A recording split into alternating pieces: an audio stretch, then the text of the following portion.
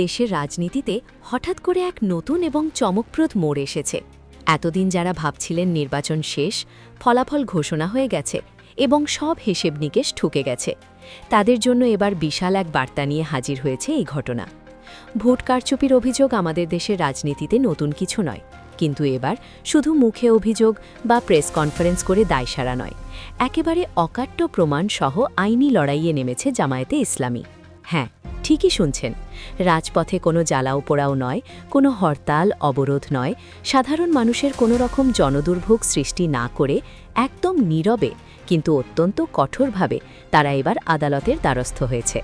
আর তাদের এই সুকৌশলে এবং আইনি পদক্ষেপে শুধু যে নির্বাচন কমিশন বা বিজয়ী প্রার্থীরা চাপে পড়েছেন তা নয়, বরং রাজনীতিতে এমন এক জটিল পরিস্থিতি তৈরি হচ্ছে যেখানে ফেঁসে যেতে পারেন তারেক রহমান সহ বিএনপির শীর্ষ নেতারাও।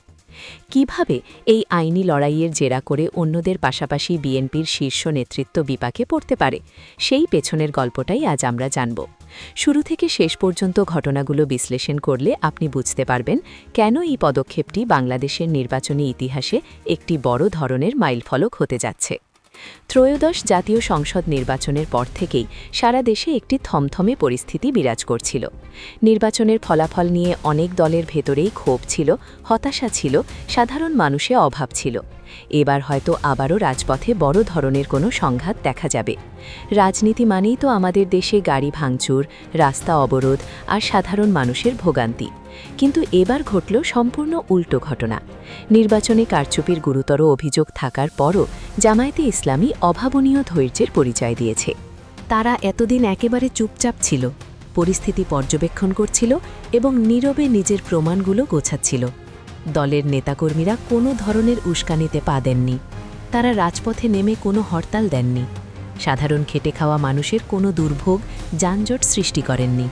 তারা প্রমাণ করেছেন যে অধিকার আদায়ের জন্য সবসময় রাস্তায় নেমে বিশৃঙ্খলা করার প্রয়োজন নেই, বরং তারা এবার নড়েচড়ে বসেছেন, সম্পূর্ণ আইনি প্রক্রিয়ায় তার ন্যায় বিচারের দাবিতে সরাসরি দেশের সর্বোচ্চ আদালতের দ্বারস্থ হয়েছেন। এই শান্তিপূর্ণ কিন্তু অত্যন্ত জোরালো পদক্ষেপ সাধারণ মানুষের মাঝেও বেশ ইতিবাচক সাড়া ফেলেছে। নির্বাচনে কারচুপির অভিযোগ এনে জামায়াতে ইসলামী যে আইনি লড়াইয়ে নেমেছে তার শুরুটা হয়েছে অত্যন্ত সুনির্দিষ্ট তথ্য এবং প্রমাণের ভিত্তিতে। প্রথমবারের মতো ঢাকার দুটি গুরুত্বপূর্ণ আসন, ঢাকা ৬, ঢাকা ৭, এর পাশাপাশি গাইবান্ধার একটি আসন, গাইবান্ধা ৪-এ হওয়া ব্যাপক অনিয়মের অভিযোগ তারা সরাসরি হাইকোর্টের নির্বাচনী ট্রাইব্যুনালে দাখিল করেছে। নির্বাচনের পরে অন্য দল, বিশেষ করে বিএনপিও কারচুপির অভিযোগ তুলেছিল, কিন্তু তারা মূলত রাজনৈতিক বক্তব্যের মধ্যে সীমাবদ্ধ ছিল। আইনি লড়াইয়ে সবাইকে ছাড়িয়ে গিয়ে প্রথমবার হাইকোর্টে যাওয়ার এই সাহসী কাজটি করেছে জামায়াত। ঢাকা ৬, ঢাকা ৭ এবং গাইবান্ধা ৪ আসরে জামায়াতের পরাজিত প্রার্থীরা তাদের হারের মূল কারণ হিসেবে সুনির্দিষ্ট কারচুপির তথ্য উল্লেখ করেই আবেদন করেছেন। তারা শুধু অভিযোগ করেই থেমে থাকেননি, বরং কারচুপিটা ঠিক কীভাবে হয়েছে তার একেবারে দালিলিক প্রমাণ বিচারকের সামনে উপস্থাপন করেছেন, যা দেখে এড়িয়ে যাওয়ার কোনো উপায় নেই।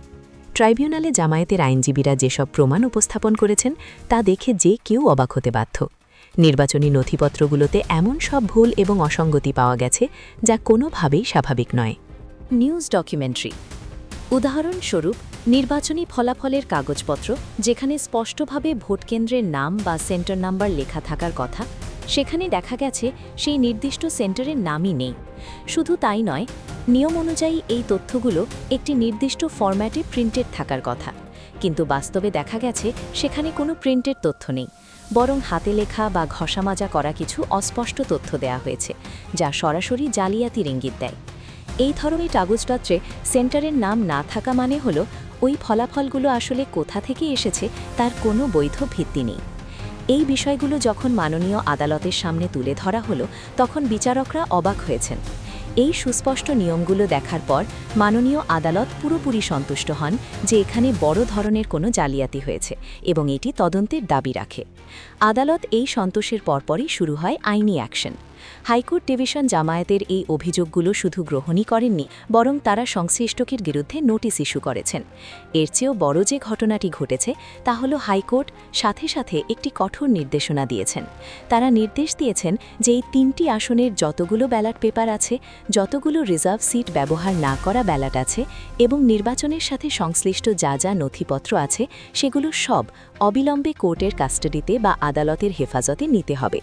আদালতে নির্দেশ দিয়েছেন যে এই সমস্ত ব্যালট এবং প্রমাণাদি আলাদা করে সুরক্ষিত অবস্থায় রেখে দিতে হবে, যাতে কেউ এগুলো নষ্ট করতে বা পরিবর্তন করতে না পারে।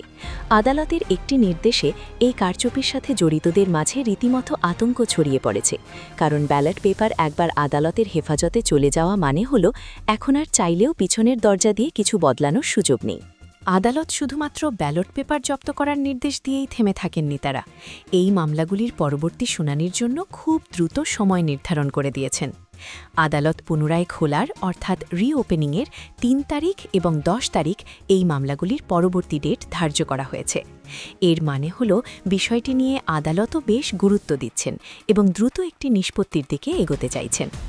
এই নির্দিষ্ট তারিখগুলোতে যখন ব্যালট পেপারগুলো আদালতের সামনে খোলা হবে এবং একটি একটি করে যাচাই করা হবে, তখন থলের বিড়াল পুরোপুরি বেরিয়ে আসবে বলে অনেকেই মনে করছেন।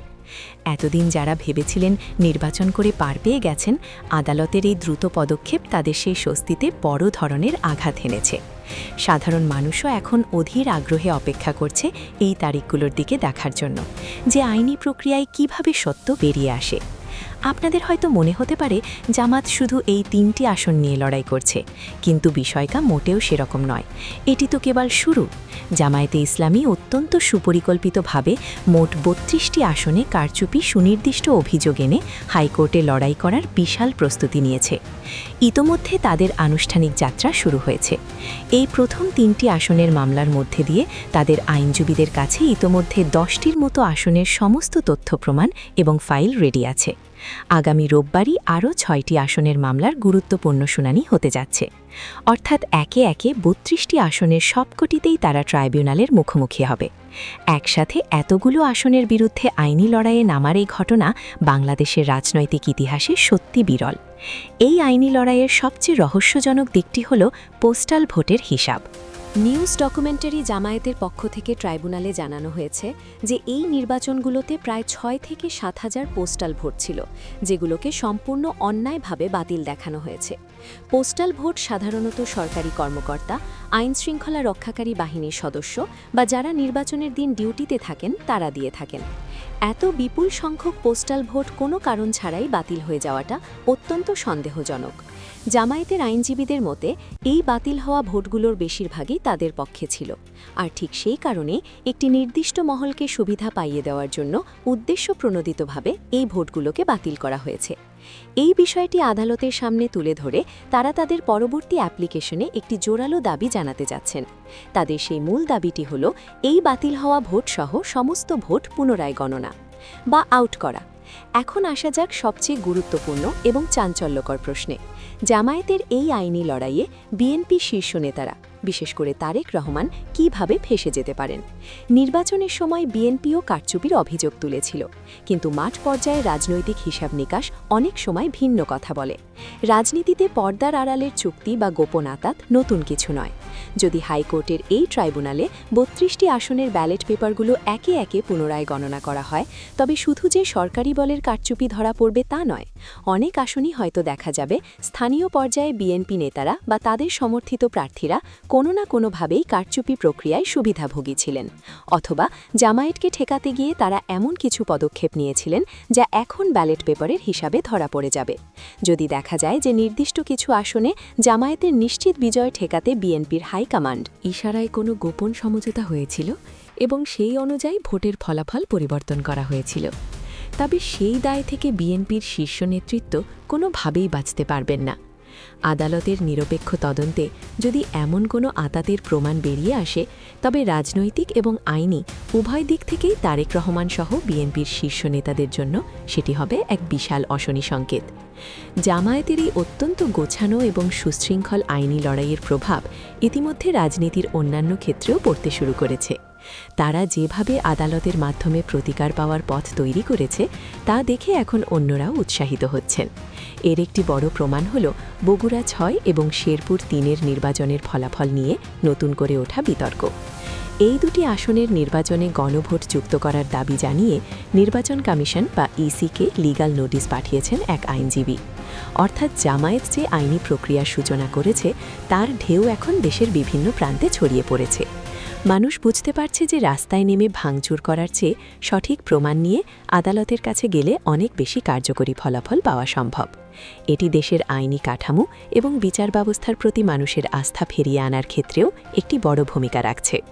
তো বন্ধুরা, আজকের ভিডিও এখানেই শেষ। ভিডিওটা ভালো লাগলে অবশ্যই লাইক দিন, খবর রূপান্তর চ্যানেলটি সাবস্ক্রাইব করুন আর নিচে কমেন্ট করে জানাবেন আপনার মতামত। আবার দেখা হবে পরের ভিডিওতে। আল্লাহ হাফেজ।